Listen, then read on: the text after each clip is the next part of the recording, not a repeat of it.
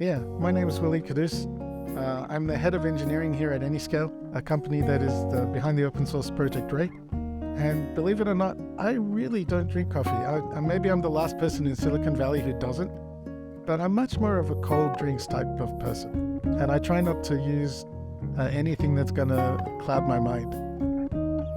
Welcome back to the MLOps Community Podcast, everyone. I am your host, Dimitri Os, and today I'm joined by none other than Abby. What's happening, Abby? Quite a lot of stuff. Quite a lot of interesting stuff.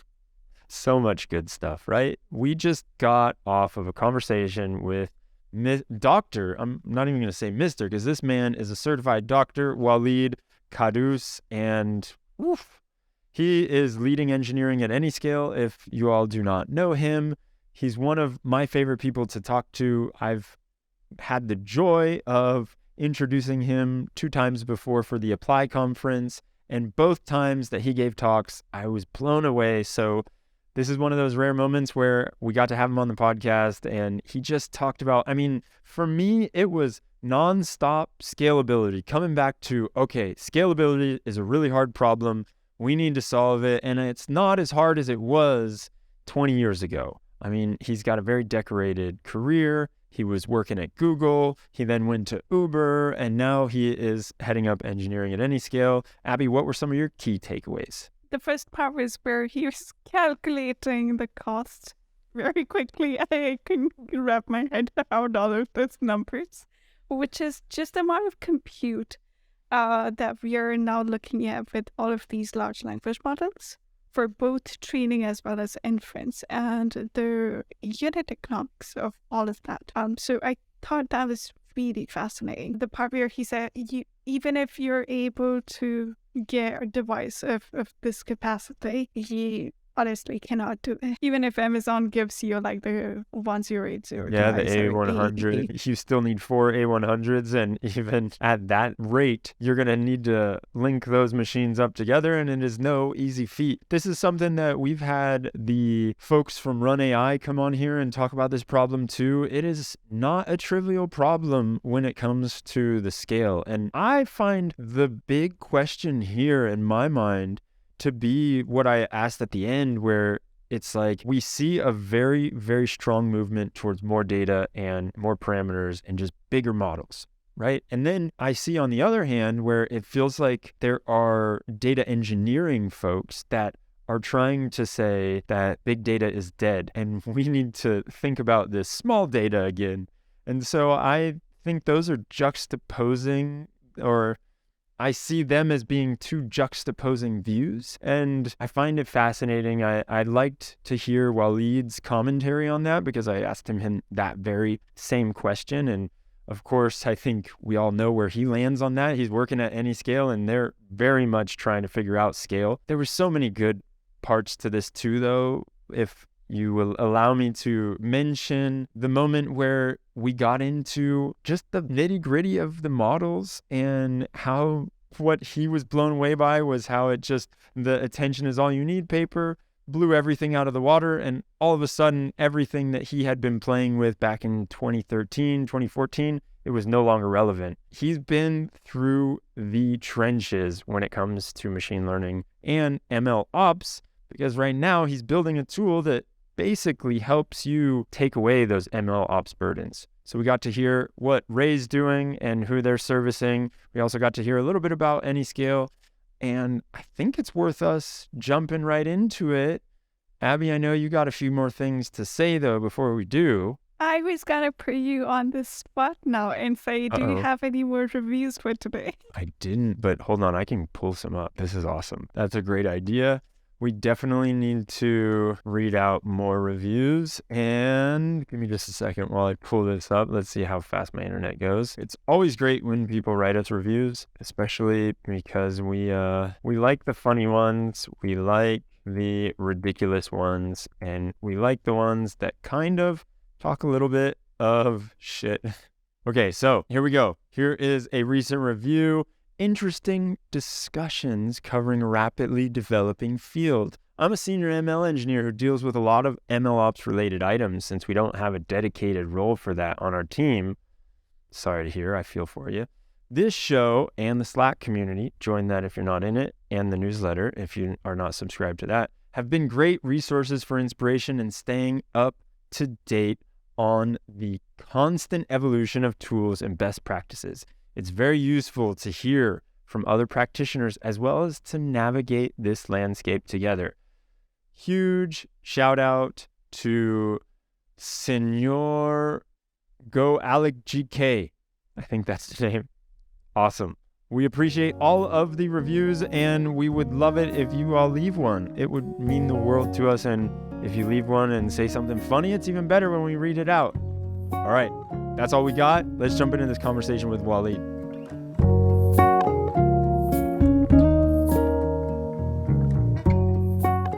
Waleed. I'm going to come out the gates hot, and I got to know, what's up with Anyscale not sponsoring the MLOps community? Where we at, man? Really? That's where you're going to start? That's where you're going to take this, Demetrius, of all the places in the universe? Look at this. You know what? I don't even have any swag from Anyscale. I have some Arise cup right here. They're sponsoring the community. Thanks. I got a Tecton backpack. We can fix you an Abbey up. Don't worry. There we go. At least some swag. I would think that $100 million in funding could go at least towards the MLOps community, just a little bit. But people are going to get off. I'm getting the message, Demetrius. I get it. All right. I'll have a talk to leadership again. There we go. See if we can do something more. That's all I'm asking for. I get the feeling that you didn't think you were actually going to come on here, did you? You thought I was playing you. No. I was really excited about coming in here. I mean, you and I have talked at Apply twice, and I was really excited. And actually, I think Jules, one of our developer relations person, kind of reached out and said, "Hey, this guy called Demetrius is after you. Do you know him?" And I'm like, "Yeah."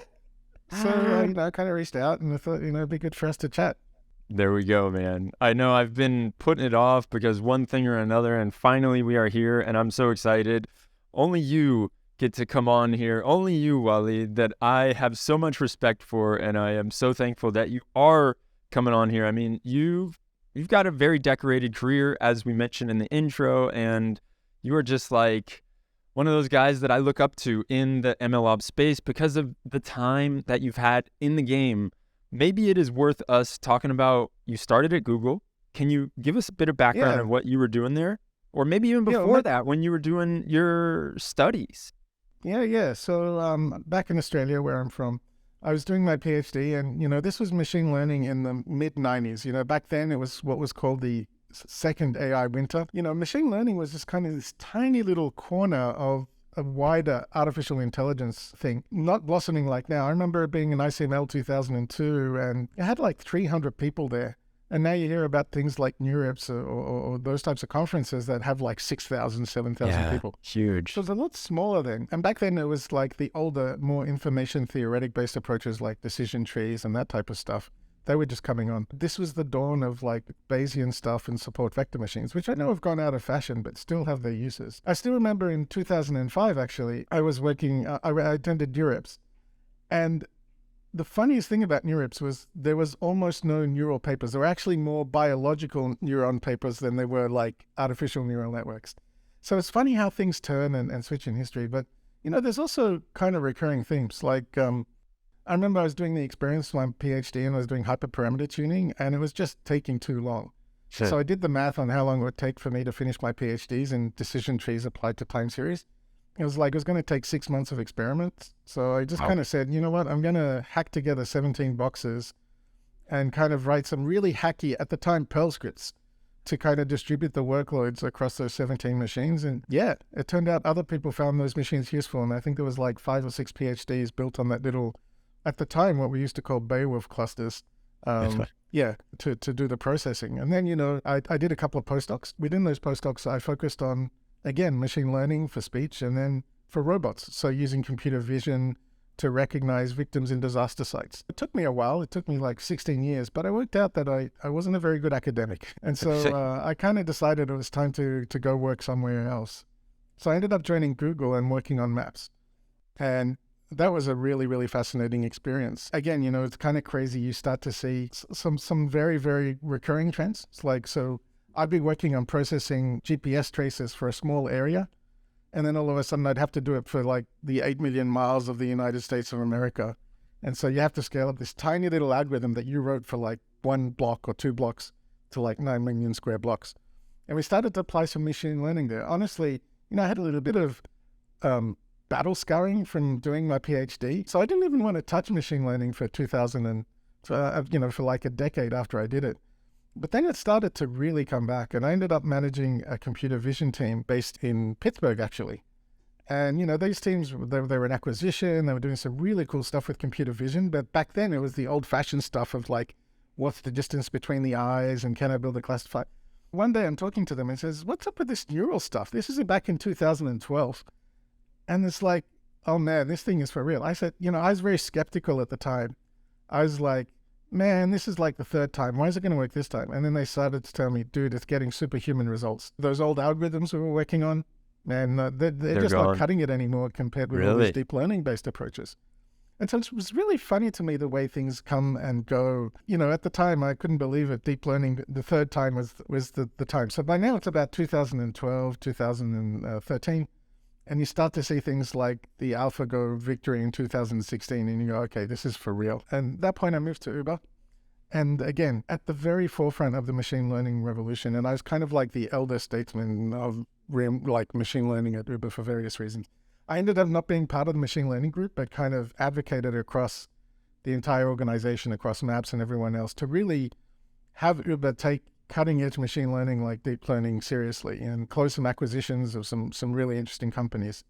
And then about 2 years ago, funnily enough, I joined Anyscale. And Anyscale's a company behind the open source project called Ray. And Ray, funnily enough, it's like closing the loop. I was going back to my PhD again, where I was hacking those 17 boxes together and going, okay, let me try to do what I did in my PhD. And, I knew I was onto something when the fans of my laptop started spinning up because it was actually using all of the 8 CPUs and actually making the machine get hot. It was like, this tech is pretty cool. Then when I put it to actually run on like 16 machines, it was, within 50% of theoretical maximum after 3 hours of hacking. And I got, this technology is really cool. First of all, it's been crazy to see the revolutions in machine learning over that time, but also some of the recurring themes like scalability. But, looking at what's happened most recently with LLMs, I've never seen anything like this before in those 30 years, right? I haven't seen us machine learning crossover into the mainstream the way it has most recently. But the interesting thing again with LLMs and these super huge, 175 billion parameter models is it's going to be a scalability problem again. And again, it's just kind of like this recurring loop of like, we get more computational power and then we use it to do even crazier stuff, which needs more computational power. And it's just like, it's fascinating to see these loops go on and on in history. So quick one for you just about Ray that I was thinking about before we started and we hit record. Did Nvidia invest in Ray, or was it am I just making that up? I'm not sure. I don't think, I'm not sure. I can get back to you on that. My focus is on the technology, not the business side of things. Yeah, that's hence why we haven't gotten sponsored, because if it was up to you, I imagine it would have been already done. So, dude. Oh man, you're going to get stuck on this again, Demetrius? We'll cut that out, don't worry. So anyway, what do I have to do? Pull out my wallet and sponsor directly? You're going to have to pull out your credit card and tap the screen real fast. And getting back to this incredible career that you've had and what you've done. I mean, you went from doing machine learning in university, where I imagine you could read every single paper that came out related to machine learning, and you were very up on the times.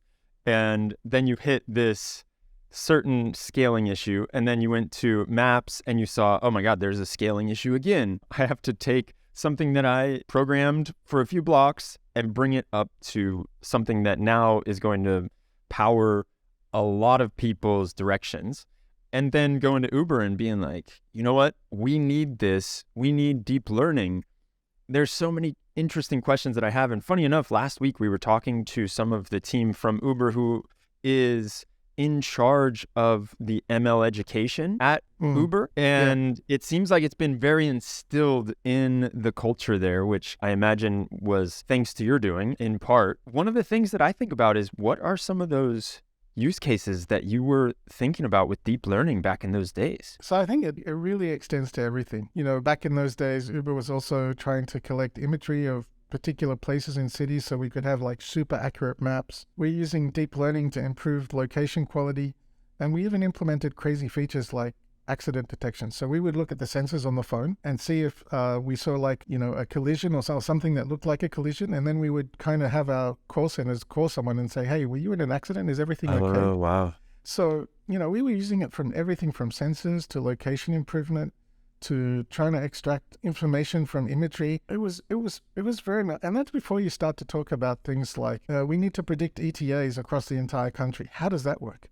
And, you know, we kind of had to do crazy stuff to do with scalability. Like we had a separate model for each city in terms of the ETA estimation. And so you ended up with like 700 models that you had to manage, one per city, you know, for the correction and stuff like that. And so again, the same kind of themes came up in terms of scalability. I mean, just the huge amount of data that Uber used, and it was real world data in a very, very privacy aware way. You know, everyone was opting in. We were very transparent about it, but just the real time nature of it as well. And the funny thing with Uber is, like, you look at how many companies have come out of Uber at that time, you know, in terms of companies like Tecton and it was also just that. It was like the databases company like Chronosphere came out of them. Cadence came out of them. Or Temporal came out of there. Predibase, yeah. So it was kind of weird to be living in that zone where there were all of these cutting edge things to do with real-time data processing, to do with dealing with complex systems, even some of the crazy stuff we did with like monitoring our systems to notice anomalous detection. There's a really good blog post about a system called Argos that a colleague of mine, Fran Bell, worked on, that was literally looking at millions of signals to look for anomalies. It's just kind of a really fun time, because what Uber was at the edge of was, historically, most of the startups had been purely in the digital space, right? Google is a Google search engine, right? And you can search for how to buy a car, but you don't actually have to interact with a car. And suddenly Uber was this thing thrust, and there were two characteristics about it that were important. Number one, it was in the physical world. And in the physical world, the data is just so complicated and nuanced messy, that you really have to use something like machine learning to deal with it, the huge amount of data. And then the second thing was all real time. Like you have to respond to people like super quickly and all of those kinds of things. And as a result, it led to this blossoming of opportunities that were from Uber at that time. And so, yeah, it was kind of really easy and interesting to see that. Very quick question over here. Because I worked in very similar domains. So we weren't doing it for cars, but we were doing it for like more bike riders, which is like collecting the same geopositionality, calculating the ETAs. And you had all of this. The person is turning left versus right, and you have to predict their driving behavior and all of that stuff. Yeah. But how did you deal with the infrastructure challenges over there? Because like the company that I was working with at that time, it was one of like consulting clients. We had one basic problem which I was trying to solve, which was the data labeling problem. We had so much data and not enough people to basically be able to annotate the data. How did you decide? For us, it was very much like we didn't really have the budget to go buy an external tool, so they hired me, and we were sort of putting on like a data labeling. I think how was it at Uber? Like, at what point did you decide, let's build this solution in-house versus let's go look at other companies that are already building a solution, and, you know, let's keep our core expertise, which is, I don't know, like the maps and all of that stuff. I think at the time, like, you got to remember, Uber started in like 2009 or something like that. Like, you know, and I joined in 2015, I think, by then. So this was before all of these companies. Like I said, you know, it was really these companies were spinning out of Uber rather than us going and bringing them in. So much of the time, it was, even if we could buy an option, could buy like some commercial option, it usually wasn't good enough. And our needs of scale were just so much phenomenally higher. Like at any one time, there are 2 to 3 million drivers on more than 15 million trips a day. The scale of our data was just something that other systems just could not handle. It literally was that case. So we had no choice. We had to roll our own. The culture at Uber also was kind of a like roll your own culture. But I think even if we didn't have that culture, we didn't have much choice. This predates things like SageMaker. I remember 4 years into my time at Uber, I'm like, oh, they announced SageMaker. It has, okay, that's interesting. A bit late. And you'll see that, things like Michelangelo came out of Uber because we had to build our own infrastructure. And especially, more recently, Uber has been switching from like the decision trees, XGBoost world for things like ETA estimation to deep ETA estimation. And that's caused like another tectonic shift, like how do you coordinate GPUs and all that kind of things. And ironically, so I left Uber, took a bit of a break with a nonprofit, and then joined Anyscale. And when I joined Anyscale, it's like, wait, Uber is one of the top users of Ray, and they've now converted their systems to use Ray. And Uber's entire machine learning infrastructure now runs on top of Ray, including the things that I was working on before. And it's because of this need for a massive scale for these companies like Uber. And they also are huge contributors to Kafka, I think, right? They're one of the biggest contributors. Yeah. There's some interesting architectural choices that were made at Uber. Not all of them I would say is correct, but one is, kind of like focusing too much on these kind of asynchronous event messaging buses, but that's kind of like the engineer in me coming out, and I'd much more prefer in many of those cases to use things like RPC. So I think we went a little bit Kafka crazy internally, to be honest about it. But at the time, it's very easy to kind of start small and then find yourself in a mess of scale without kind of, back when you have 10,000 cars, Kafka's fine. And then all of a sudden you're like, we're probably doing more traffic on Kafka than any other company in the world. I guess we better contribute to Kafka then and make it more scalable and robust. That happened a few times at Uber as well, where, we adopted some open source architecture and it was like, we're pushing this well beyond where it's supposed to be, right? Sure. And even things like the monorepo we had to innovate. Again, there's so much code at a place like Uber that, we had to push some of the limits of Git just to get it to scale to the number of engineers that we want it to work with. Dude, comes back to scale, always. Yeah, sure, of course, anything. One more question on this. I mean, it's a little bit obvious right now because there's a level of maturity which the MLOps space has achieved in like these previous 3-4 years. To the extent that there are so many options out there. But for a company that's still starting, and I think we're probably going to see more problem areas that we're slowly going into and more modalities of data that we are going into. Mm-hmm. How would any sort of machine learning data science company that is probably starting today, how would you suggest that they think about their infrastructure and architecture choices? Is it a good idea to look for commercial tools to build in-house or to be able to go open source and then sort of build it on top of yours? And how do you make that decision, which is, this is a good team, we should put effort on this? Because, I mean, with a lot of open source projects, this usually happens. Maintainers do get tired or they switch jobs. And there's nobody sort of putting that effort on to like the maintenance of that anymore. It depends a little bit on what your company is, what the focus is. I mean, the other thing is like to build a world-class MLOps team is not easy either. I mean, how many people does it take to build like the team to support your infrastructure and, all of that kind of stuff? Companies like Uber were blessed because we had like data scientists, ML engineers, and ML infrastructure engineers. And each one of those was a separate role, right? And, maybe we had 400 data scientists, maybe 200 data engineers, and 100 ML infrastructure engineers. But not every company can afford to have 100 ML infrastructure engineers, right? So I think at this stage, if you're trying to build it from scratch, it's probably the existing systems it's probably not worth it in most cases, unless your core business is machine learning. Unless your core business is, we want to be, if you want to be Snorkel or OpenAI or someone like that, it makes sense. But I think for most companies, it makes sense to go off the shelf.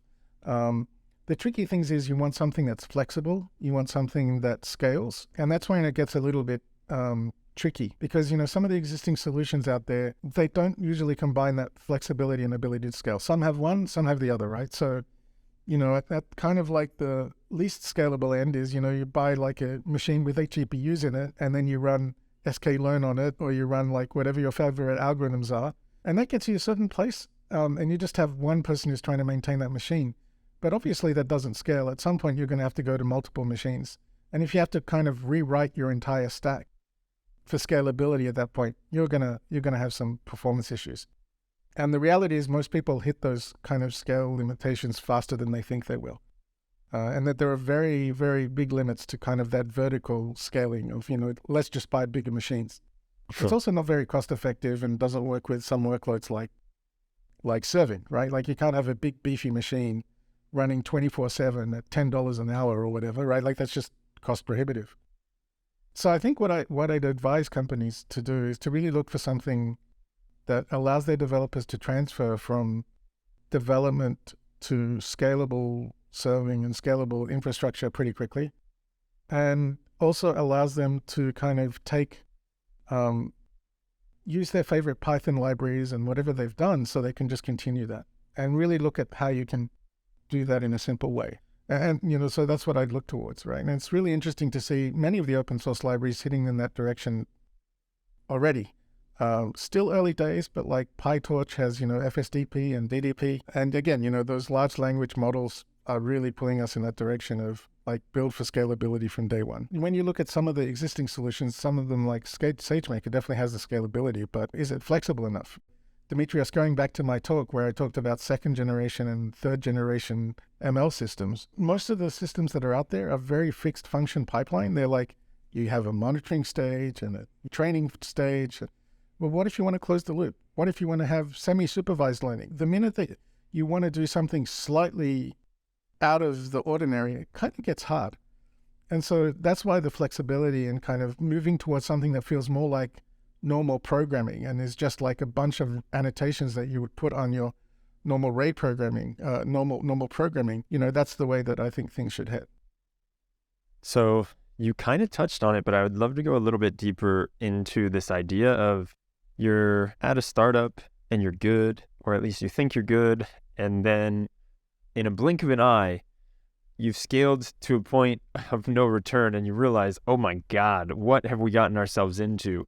That spot right there between being good and then overloaded with scale, how does it happen? What have you seen to combat that? And how do you look at it? Like, what are some signs of us starting to potentially hit the limit of where we should be? Well, some businesses and some of our customers kind of hit scale from day one.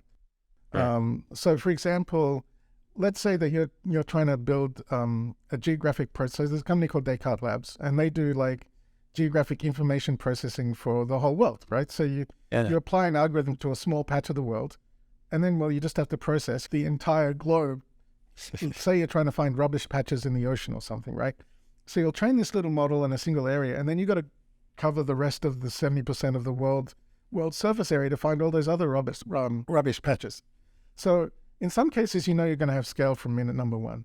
In other cases, it's scaling as you hit more customers, and that one's you probably have a little bit more time to do. And other cases, again, another example where from day one is if you're doing large language models and you have like 175 billion parameters, scale is part of your equation, right? And that's why companies like OpenAI and so on are building on top of Ray, which is this open source scalable solution. Sometimes you get a little bit of warning that the typical pattern is, this was trained on my local machine. I can fit everything on my local machine. And so you have a transition when you go from your local machine to a virtual machine. And then the next transition is from a small virtual machine to a big virtual machine. and then you just kind of have to bite the bullet at that point. So you start with this small machine, your local laptop maybe, then you move to a bigger virtual machine. And then from that bigger virtual machine, you kind of get a bigger, maybe you realize then that you got to do something funky.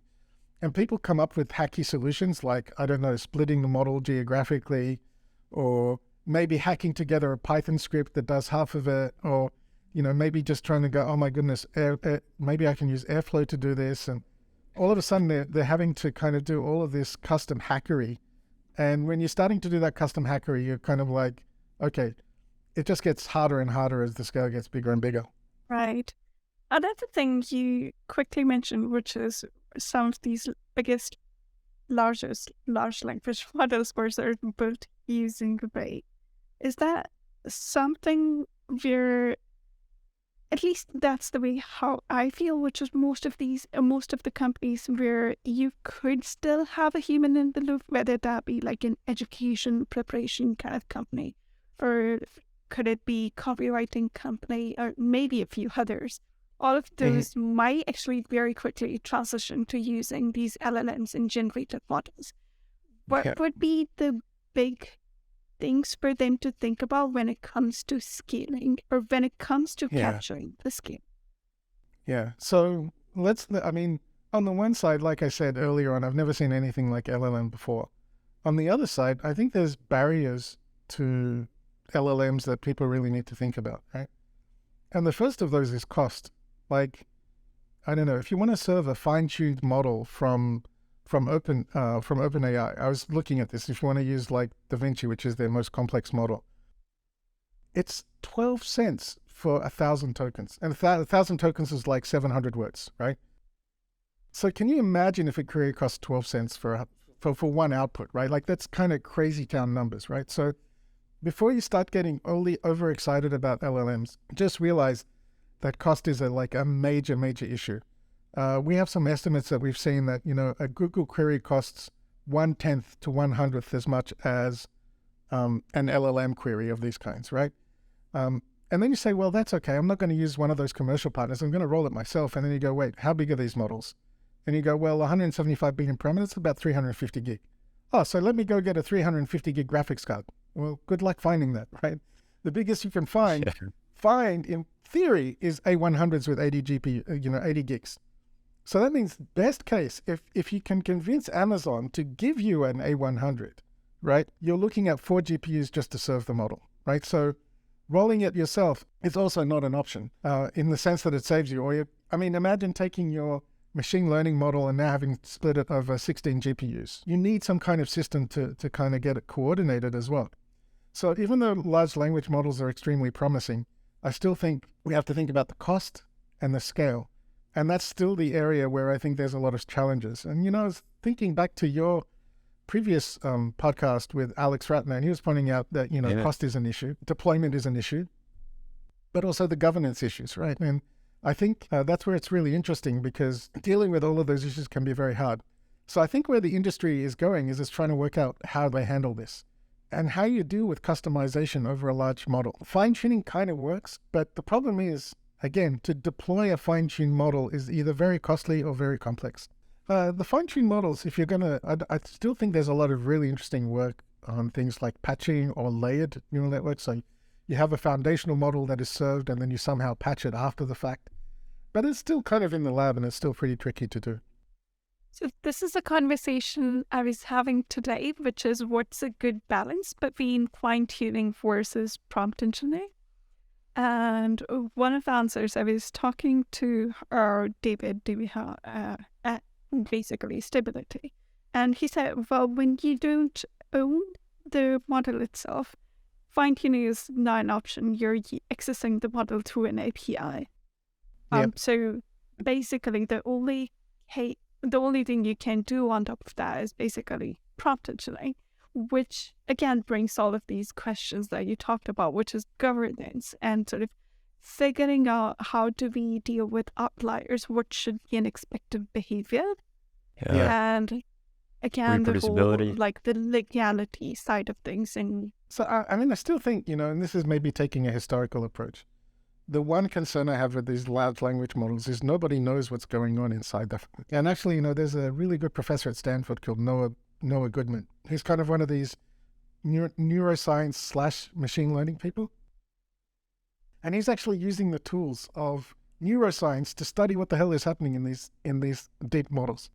Noah Goodman, you said? Yeah, so Noah Goodman is doing this really work, which is to apply the techniques of like neuroscience to understand what's actually going on in these 175 billion parameters. That's how complex they are. There's a little bit of work that's kind of interesting, which shows that if you fine-tune, you can actually shrink your model to something a little bit more handleable, like 6 billion parameters. But again, kind of it's on this border between research and practicality.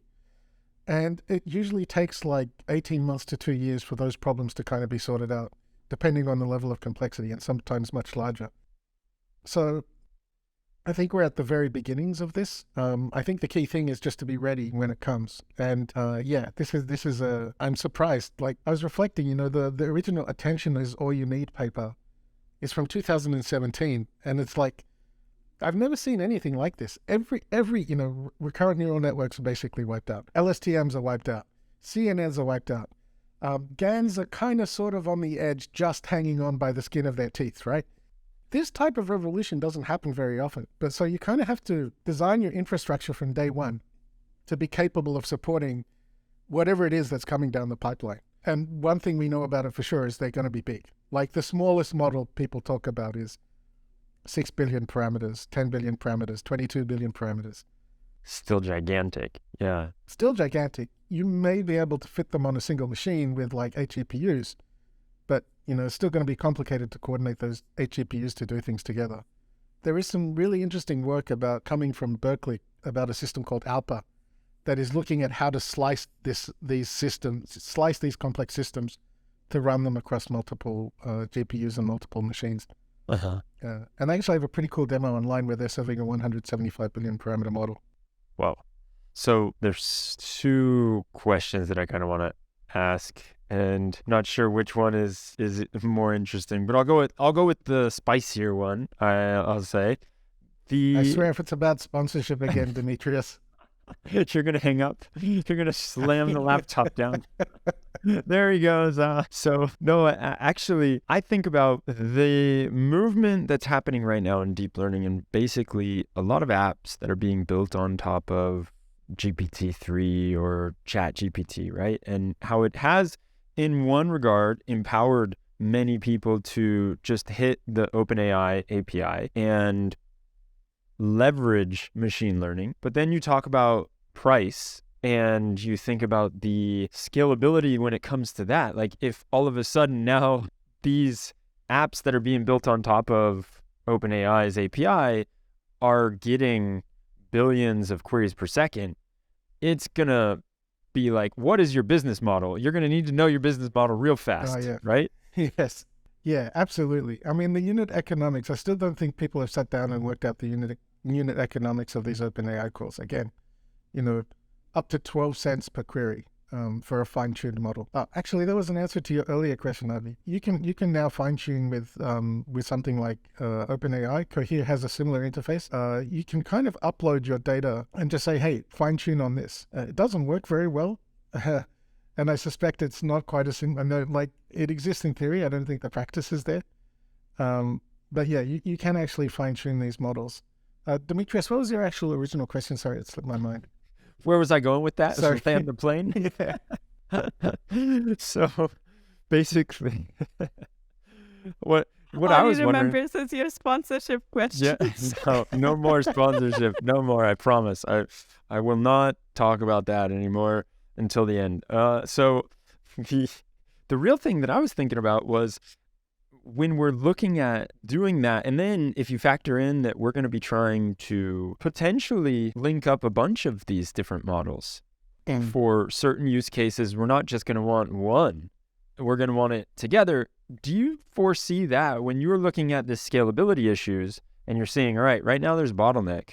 If I had to guess, I would say that the price is going to come down, or people are going to get more creative on how they are chaining together models or using less data, or what is your view on that? Yeah. So the prices will come down. And I think part of that is a shift towards more vanilla infrastructure. And, there's a lot of work going on that front. Deep speed, for example, is helping to make things simpler.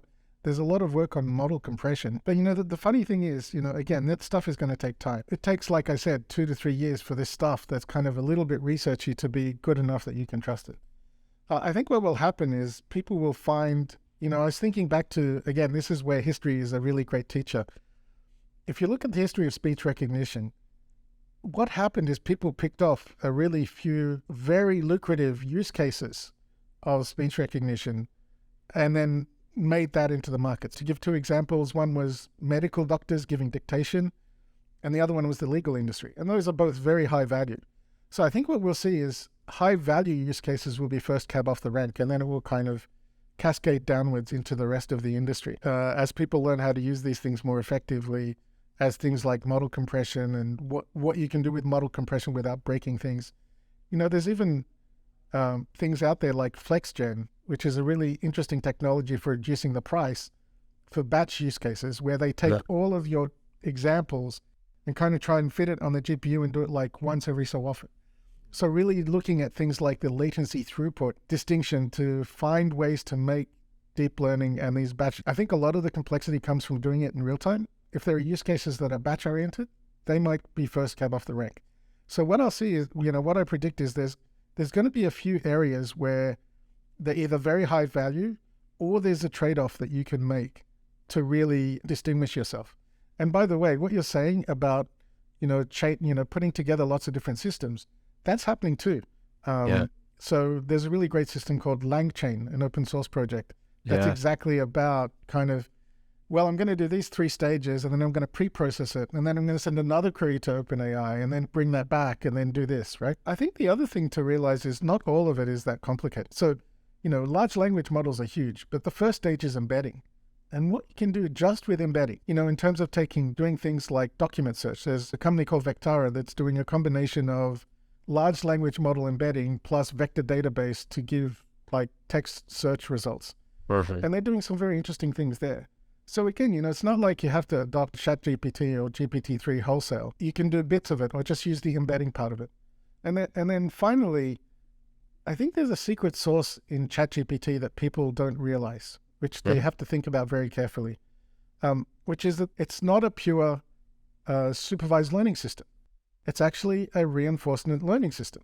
So what happens is you have humans review the output. There's thousands of people employed. I think there was a report saying, thousands of people in Kenya going through looking at ChatGPT things and kind of manually annotating them just to make sure that ChatGPT produces like very good results. And that's to deal with the governance issues that we talked about earlier. But, I'm having trouble working out how smaller companies will do that. Again, it's going to be, there's these challenges. People are going to think that they can get good results like ChatGPT, but they're ignoring this huge component that only a company like OpenAI can do, unless, hopefully there will be open source data sets that would allow other companies to do it as well. Well, so that's the big question that I had next is, will there be enough open source models out there for the rest of us if we don't want to give a percentage of our monthly budget to OpenAI? Or is it going to be OpenAI is the next AWS, GCP type thing? I think there are. I think there are. So for starters, there are lots of these large language models. And to name probably the 2 most well-known, one is Bloom from the Big Science Project. And then the other one is OPT175B, which is from Meta, I think. So both of those are kind of steps in people moving towards open source data sets and open source training algorithms. DeepSpeed is, you can train your own model on DeepSpeed now. I think there's going to be a very strong force towards open source for these types of systems, again, because of the need to fine tune and to modify. And I think ultimately companies are not that comfortable sharing their data with like OpenAI. Oh, so you want all of my internal customer services messages to give that to an external company to process when they've already proven that, they are accidentally causing copyright issues and there's already suits around them. So I think it has to go in the direction of open source. There's also really great companies that are really helping us to push that, which like Hugging Face, for example, which is putting itself at the middle of this particular kind of movement. So it will come. They will take longer. And again, the tricky part is the ChatGPT. GPT-3, it's just like this very straight, it's not very straightforward, but it's a very traditional machine learning training model. ChatGPT, let's not put those two things in the same bucket, right? They're not the same thing. Again, because of this RLHF. And I don't think there's already an open source project trying to do the RLHF, the reinforcement learning with human feedback stuff, which is really the secret sauce to ChatGPT. But that's going to take some time, and that takes some money to actually run, like, essentially a human Borg data center that's doing these labeling things as well. And man, speaking of open source, I think we got to touch on Ray a little bit and what is going on with Ray, because I looked before we got on this conversation and it's got like 24,000 GitHub stars, right? It is loved by the people, I would say. That's not a modest amount of GitHub stars. It's pretty good. And you also mentioned beforehand that OpenAI uses it. You mentioned that there's all kinds of different users of Ray. When it comes to like what it is, you've been hinting at it for this conversation, and especially when we're talking about scalability issues. But now's probably a good moment just to explain real clearly what it's doing and what the value add is there. Yeah. So the way I think about Ray is it's three things. Number one, it's a very clean, very cute, annotation-based modern interface for Python distributed computing. Right. And, that's, I think, one of the reasons that people really love it. They get to choose their own libraries. They don't have to give up anything. They don't need to kind of compile like special versions and ship them and do all that kind of stuff. It's just Python. It lives on so that's part one. Part two is that lives on like a very really intelligent, relatively complicated cluster autoscheduler that you give it a cluster of machines and it distributes the workloads written against that Ray API to all of those different machines. And then finally, it's an ecosystem of libraries that sits on top of that very clean Pythonic API for your favorite machine learning tasks, reinforcement learning, hyperparameter optimization, deep learning training, but now optimized to be trained in a scalable way across dozens of machines or hundreds of machines or even thousands of machines. And that's why it's not just OpenAI who uses us, it's companies like Uber, Instacart, Shopify, Spotify, probably forgetting half a dozen other ones. But Ray is used a lot if a company is large enough to build its own kind of internal machine learning toolkit that's linked in all of the different ways. Mm-hmm. But there's another way people use Ray, which is just doing like very simple parallelism that helps you to get things done. So, in some cases, let's say you're doing demand prediction for like 10,000 different products and you've got to build 10,000 different models. That's very hard to do with existing systems. And it's more or less trivial in Ray because, you kind of fork the data out and you just have 10,000 tasks, and those 10,000 tasks can run on 100 machines, 100 tasks each. All of that detail about, once we've converted it to 10,000 tasks, what do you do? It's handled for the person by Ray. Another example is we see a lot of companies doing like NLP, but they want to run NLP on like 50 million documents. And so Ray just gives you a very nice toolkit for batch inference and those types of things. So it's not only just the people using it for your ML infrastructure, those big companies that I mentioned earlier. It's also these data scientists and machine learning people who want to do a little thing more flexible, who just want like a cute interface that allows them to do those massively Another example is back testing, right? Like we all do demand generation or something like that, or stock prediction, and now you need to test on 50 years of data. That's a real pain in the neck generally to do.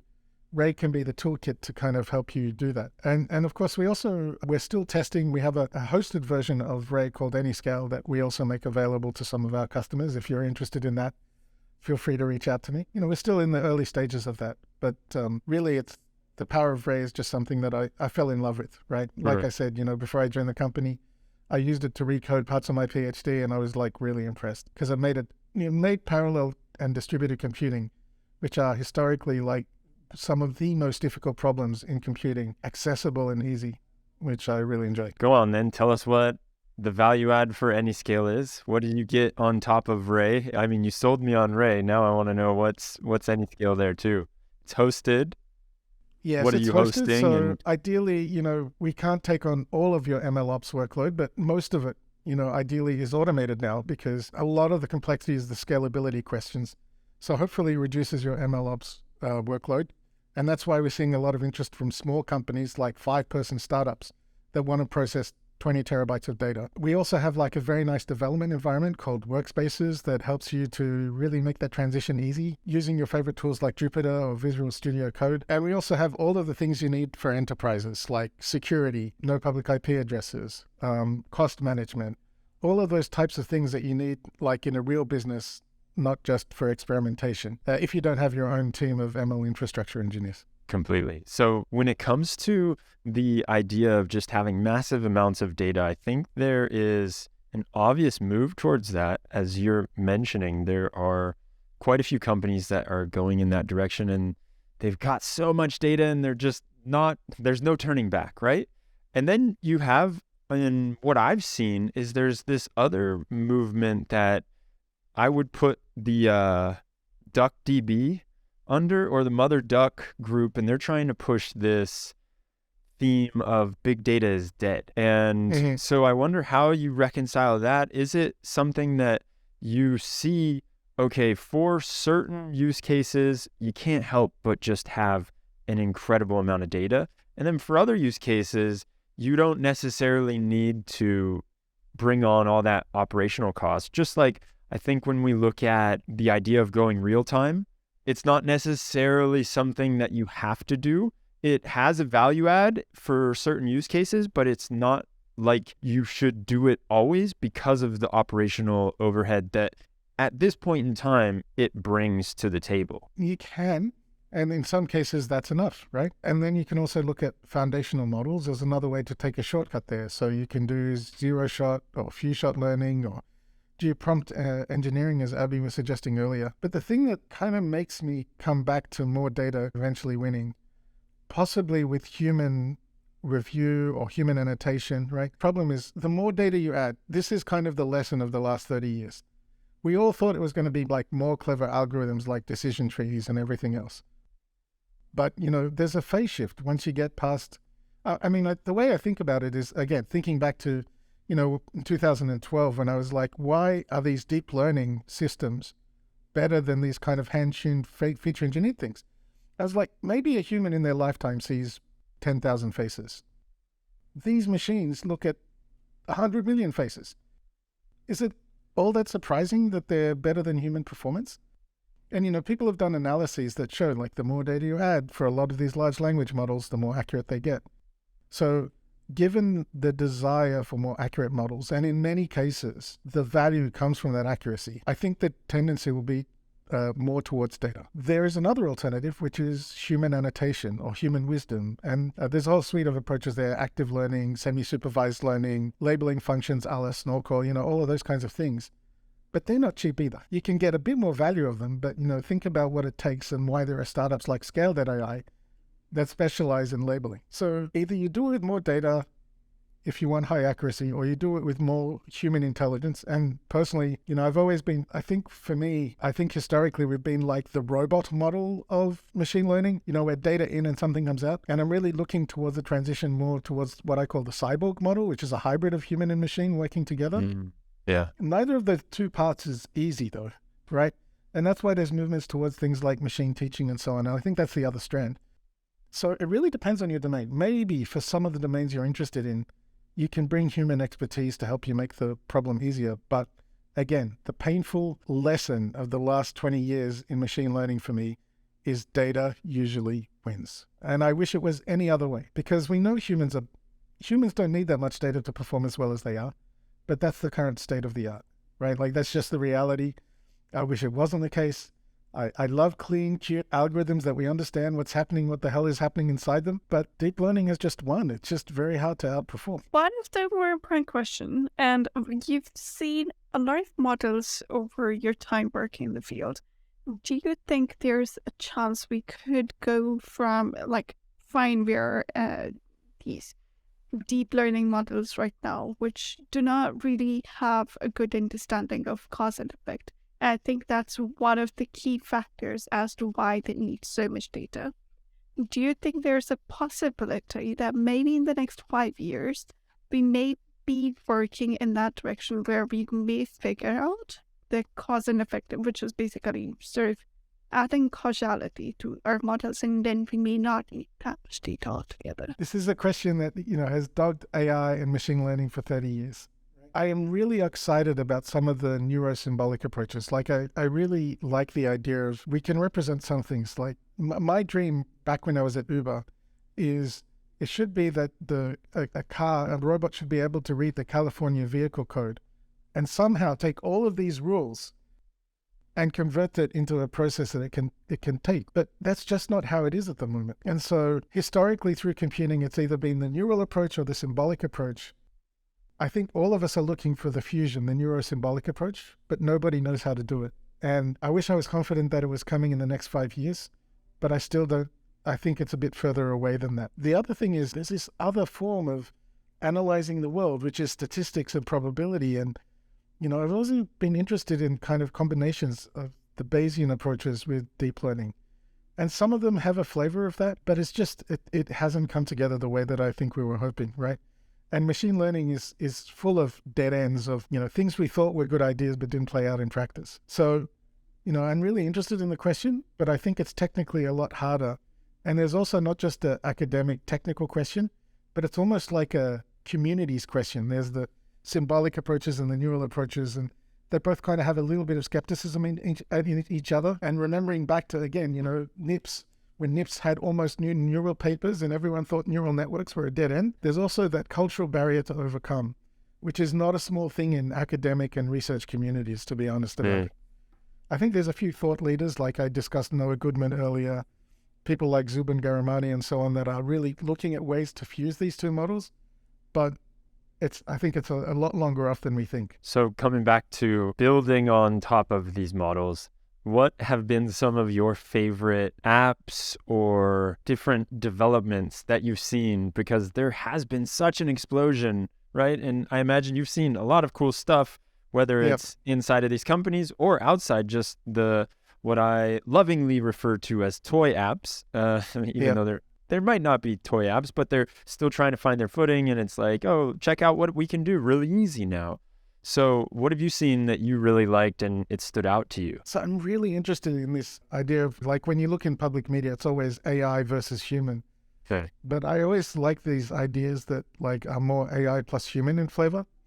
I think one of the really interesting applications is in painting. So right now when you do stable diffusion, you have to type in like something like just a sentence, but you can't provide like a sketch as input. And I'm really interested in things where, like, imagine that you were like not very good at drawing, but you could draw a rough image, and then you could give it to something like stable diffusion and it could turn it into a better image. I think that's really interesting. I'm looking forward to the time when Adobe, like, neural stuff is just a feature built into Adobe Photoshop, because then it's just part of our normal workflow, right? And this is why I like this idea of inpainting. There's a little part of the image, most of the image looks good, I sketch that out, that's okay, let me just delete this little bit in the middle and have the AI correct that. That idea of idea generation, this is, for me, the coolest thing about the coolest use of ChatGPT is the use of it for human-enhanced idea generation. So you can do things like, hey, I have to give a talk to this group of people. What should I talk about? And it'll list a few ideas from you. And it's like, oh, that one looks interesting. Tell me more about your ideas in that space.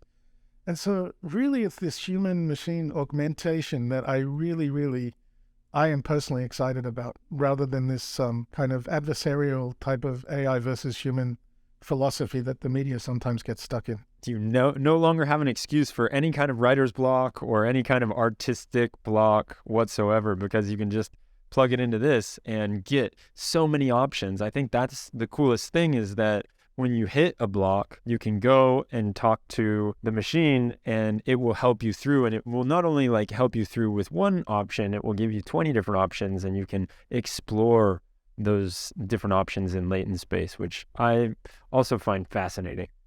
Yeah, absolutely. Cool. Well, Waleed, dude, this has been incredible, man. I knew it was going to be fun. I did not think it was going to be this fun. I appreciate you coming on here. This seems like a perfect place to end the podcast. Yeah. Demetrius and Avi, I just want to say thank you for your time today. I had a blast as well. One quick thing, the Ray Summit is coming up in September, but there's a call for proposals out, so that if folks are interested in participating in the upcoming Ray Summit, please don't hesitate to look us up at ray.io, and we look forward to seeing your proposals.